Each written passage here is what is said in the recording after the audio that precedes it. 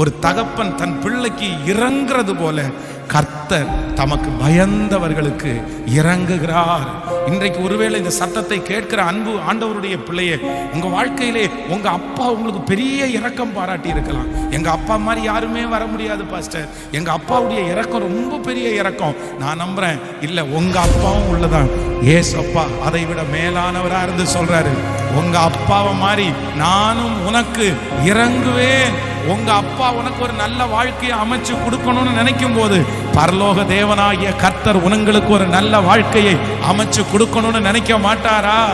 உங்களுடைய தகப்பனாரை விட மேலானவர் நம்முடைய கர்த்தர்.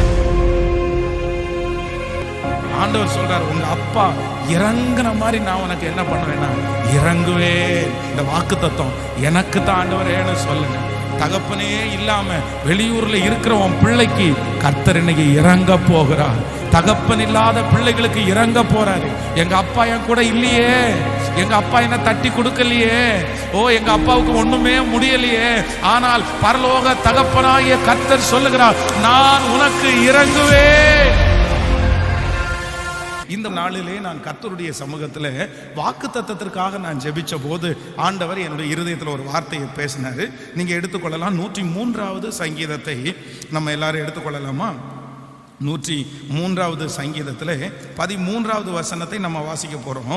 சேர்ந்து வாசிக்கலாம். 103வது சங்கீதத்தில் நம்ம 13வது வசனத்தை எல்லாரும் சேர்ந்து வாசிக்கலாமா? தகப்பன் தன் பிள்ளைக்கு இறங்குறது போல கர்த்தர் தமக்கு பயந்தவர்களுக்கு இறங்குகிறார். கர்த்தருடைய பிள்ளைகளே, இந்த இடத்துல ரொம்ப அழகான ஒரு வாக்கு தத்துவம் நமக்கு சொல்லப்படுகிறது.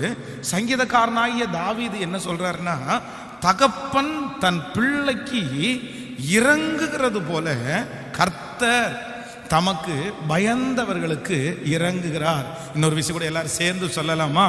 தகப்பன் தன் பிள்ளைக்கு இறங்குகிறது போல கர்த்தர் தமக்கு பயந்தவர்களுக்கு இறங்குகிறார். அப்படின்னா நம்முடைய ஆண்டவர் யார் அப்படின்னு சொன்னா, வேதத்திலே அநேக இடத்துல ஆண்டவர் தன்னை தகப்பனாக ஆண்டவர் காண்பிக்கிறார்.